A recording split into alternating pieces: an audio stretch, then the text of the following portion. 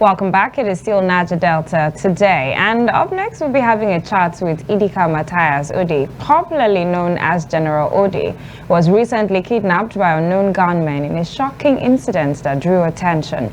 The respected comedian, on-air personality and MC was held in captivity for 50 days before regaining his freedom through efforts of family and friends. Today, General Odey will share his harrowing experience, the conditions of his captivity, and the events that led to his release. Right here in the studio is General Odey, the Comedy General, Federal Republic of Nigeria, aka Speaker of the Comedy House of Assembly, Minister of Funny Affairs, Commanding Officer, Funny Battalion Worldwide, the General. And may I also add, the only general that does frog jump among other generals. When he sees other officers, just to avoid frog jump. But I don't think I'll be doing that again. We shall be you've done enough of that. So at least you should be given some hiatus to catch your breath. It's good to have you on the program. Thank you very much. Well, I was really looking forward to the day you were going to come out, because I knew you were coming out definitely. And I was going to ask you this first question about how the experience was. I can't begin to imagine the mental toll it took on you, the psychological effect, what was going through your mind in that dark room, wherever it was you people were kept. What was it like for you? At first, I would say it was like a movie, but the funny part was that I was actually the actor, one of the actors in that movie. So I didn't know how to wake up from the nightmare, the dream, and what kept crossing my mind was family. Because I'm not just a young man that is alone. I have kids, I have a wife, I have a family that were dependent on me. So a lot was running through my mind. I was just like, oh my God, how will they survive? How are they coping? So beyond the torture and the pain and the hunger, the taste that we're going through in that place, my mind was just, how is my family going to survive this period? Because I knew it was going to take a longer time. When they didn't talk to us in the first 4 days of our adoption, they didn't talk to us. They just put us inside the room and they left us there with hunger, taste, no food for the 4 days. We're just trying to understand what was happening. And people started saying, the guys that we locked up together were like, why have they not contacted our family? What's the problem? And deep inside I was thinking, are they organ harvesters? What are they planning? Have they called some doctors to come and check us? Incidents like this, what they do is after a day or that same day, they contact your family and begin to tell them, their demands and stuff like that. But our own case, it kept us that long, so there was this shock. It was like a dream. So like, what am I seeing? Why am I here? A lot was going through my head. And I just knew that it's going to be a long drill. I just started building momentum to see how I can survive. Started putting my spirit, aligning it. Then that survival was like 50 days. Yes. And some would say survival of the fittest, and you came out strong. But then, sharing those experiences and picturing where you were, is that, would you say, like from the journey from where you were captured to there, were there some form of blindfolding or what exactly? Yes, they didn't actually blindfold us, like they didn't just, their faces were not covered. I think a few of them just had some clothes on their face, not like mask. But we, the adopters, I think they asked us to lie down in the boat. We moved from our own boat to their own boat. It's like a transfer. They came with a very big boat. Then when they collided with our boat, what they did was they shot in the air, and it was very terrifying. Those gunshots were as if they were coming straight at us. So it was very scary. So some of us started screaming, some people were shouting, calling on the name of their God.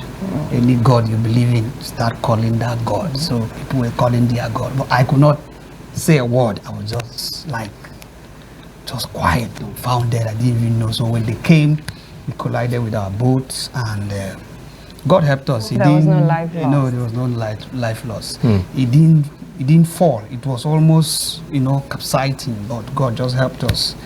Then I had to move us to their boat and ask each and every one of us to lie down. So I was like down the bed of the floor of the boat. Then they were just dropping people on top. With your face down, you are not allowed to look at them. Just your face down, and it was another struggle from where they captured us to where they were taking us to, because some people were asking for breath. Some, their necks were paining them, the way they arranged us was just so organized. Stock you up Stock us up like fish and stuff like that. So for like 30 minutes, they drove us into where we don't know. So for the period of those 50 days, feeding, drinking, did you get to shower? No. I would say the water touched my body after 15 days. And the water was not like very good water, just the salt water. We just had to use it to clean. And that was like Christmas. It was like Christmas, Sometimes you've been well behaved. Let's just reward you with a bath. Clean yourself up, and then there's water, but it's just that the water is not good. The water is dirty, the water is filthy, it has colors, Sometimes you are drinking the water, you are tasting kerosene, fuel, or diesel. It's like 60% diesel and 40% water. You just know when you burge, you just know what you drank. That I just finished drinking diesel. These waters were stored in their diesel and fuel rubber, so that's where we get it. And when we don't have that, when there's high tides, water flows into the creek. So we now maybe scoop the water, use it to either keep it for a while, or drink it, use it to. Well, a question that comes to mind is, throughout this period, I know what number, how many people were taken? We're almost 24.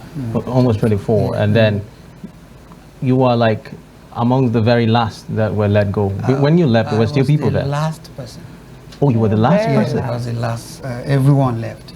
Generals do not leave people behind. You know the question, that's a very strong point. Because another thing that stood out significantly for me was, why 50 days? Why not 49? Why not 52? Why not 51? So I was asking that question, why exactly on the 50th day? Jesus with his 40 days fasting. I exceeded Jesus, but just that I was not fasting all through.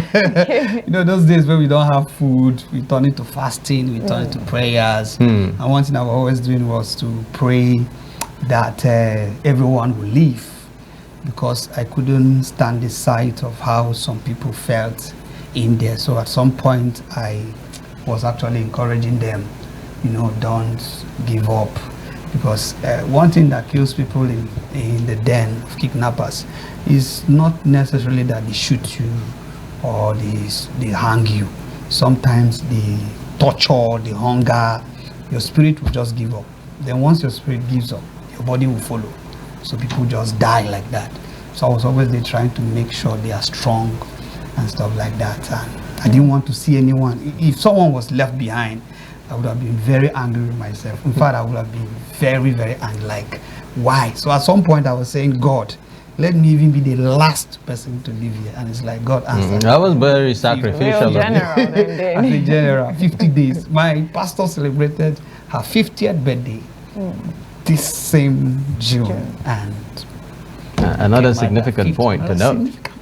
Well, there was a lady in that boat that was also kidnapped. The daughter came on social media to solicit for funds to help in her release, because according to her, the mother was very ill. Very ill, yes. Was it long after that the lady was released? Yes, I think she was in another cell. No, we divided. After profiling, they will profile you and know where to keep you. They know that in this cell, these people can produce 100 million. They know that in this cell, these people can produce 50 million. They know that in this cell, these people can produce 20 million or 10 million. So after the profiling, they split or so, somewhere in another cell.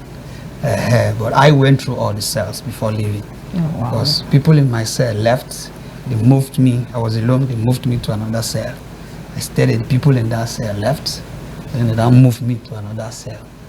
Then everyone they left. Then I had to live with my chief They of staff. effectively profiled you. Your chief of staff, okay. Yes, the chief of staff, Inspector. And I'm sure they must have used your tag as general to joke around. Yes, actually, they didn't know at first that I was that popular. They didn't know. You know, what happened was when we got in this registration they always do. Oh, wow. You must register. Oh, there's a registration, Yes. even in the kidnapper's day. They have a secretary that will ask you some questions and write some things down. Who are you? You say your name. What do you do? If you have social media handles, you drop them. And then you drop your phone. You move to the next person. So when they asked me my name, I was like, my name is MC Odey. What do you do? I'm just an MC, a comedian. It was later on, they started calling me General. I didn't know where the General came from. I now discovered that it was when the boss, the General, you know, Their own their own general. You met another general. Their own general. The general that kidnapped the general. Wow. That came, I was like, look at headlines everywhere. You will not go. The money we want is the one you give us.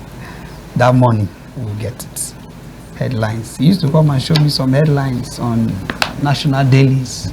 They monitor all these things on social media. Because that's how they'll track and know what personalities they capture. Yes, and I was like the headline in all the dailies, you know, national dailies. So like General Odey kidnap, General Odey. So there was no way you were going or let go easily. So they had to. Well, in as much as we can now joke about this and laugh about the fact that you went through that experience and now you are free, the cardinal issue that stands out and really hurts the mind is the status, a situation of security in the Niger Delta region and the hopes that it is going to be better to the point where we don't get to hear stories of this nature over and over again. Just recently, there's been a kidnap incident in Bayelsa State, and a high-profile person for that matter, and the consciousness still needs to be created. And government, talking about how to ensure that the issues that need to be put in place towards addressing insecurity issues in the Niger Delta region are taken care of.